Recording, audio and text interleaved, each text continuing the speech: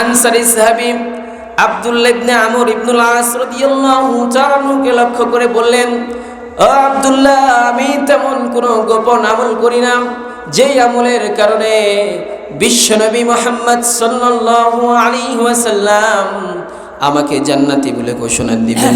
তবে আমি একটা আমল করি, ওই আমলটা হচ্ছে সারাদিন চলার পথে যত মানুষ আমার সাথে কথোপকথন হয়, যাদের মাধ্যমে আমি কষ্ট পেয়ে থাকি, আমি রাত্রে ঘুমানোর আগে আমি সবাইকে মাফ করে দিয়ে আমি রাত্রে ঘুমাতে যাই। হয়তো এই আমলের কারণেই বিশ্বনবী আমার জান্নাতি বলে ঘোষণা দিয়েছে। সুবহানাল্লাহ। তিনি বলেন, সারাদিন চলার পথে আমি যত মানুষের সাথে কথোপকথন হয়, যাদের সাথে লেনদেন কারবার হয়, ছোট ছোট কথার কারণে অনেক সময় আমি কষ্ট পাই, অন্তরটা ব্যথিত হয়। সেই কষ্টটা আমি আমার বুকের মধ্যে জমা রেখে দেই না, আমি সাথে সাথে তাদের মাফ করে দিই।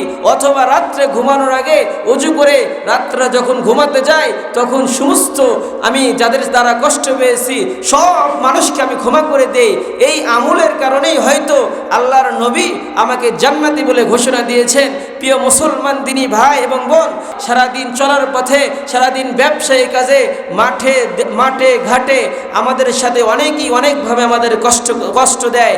আমরা সেটা যদি পেলে পুষে বড় না করে তাদেরকে যদি সাথে সাথে মাফ করে দিই, অথবা রাত্রে ঘুমানোর আগে তাদেরকে যদি মাফ করে দিয়ে একটা প্রশান্ত আত্মা নিয়ে যদি আমরা ঘুমাতে যাই, ওই সাহাবীর মতো আল্লাহ তাআলা আমাদেরকে জান্নাতি বানিয়ে দিবেন।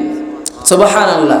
এই জন্য আমরা একে অপরকে আমরা মাফ করে দিব। এটা হলো মুত্তাকিনদের কয় নাম্বার গুণ? এটা হলো মুত্তাকিনদের 3 নাম্বার গুণ। তাহলে মুত্তাকিনদের 1ম নাম্বার গুণ তারা দান করে, মুত্তাকিনদের 2য় নাম্বার গুণ তারা রাগ হজম করে, মুত্তাকিনদের 3য় নাম্বার গুণ তারা একে অপরকে ক্ষমা করে দেয়। আর 4 নাম্বার গুণ হলো মুত্তাকিনদের যে ভুল করেছে ভুল হওয়ার সাথে সাথেই তওবা করে। কি করে? ভুল হওয়ার সাথে সাথেই তওবা করে। এটা মুত্তাকিনদের 4 নাম্বার গুণ।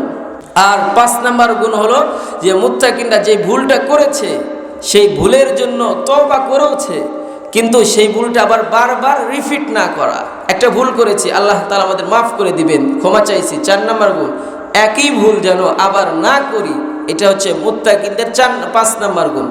আল্লাহ তাআলা আমাদের সবাইকে খাঁটি মুত্তাকিন বান্দা হিসেবে কবুল করুন এবং আমাদের সবাইকে আজকে মাহফিলে এসে ওয়াজ এবং মাহফিলের যে আয়োজন করা হয়েছে এটাকে আমরা যেন ভরপুর কামিয়াব করতে পারি। আল্লাহ তাআলার কাছে দোয়া করব।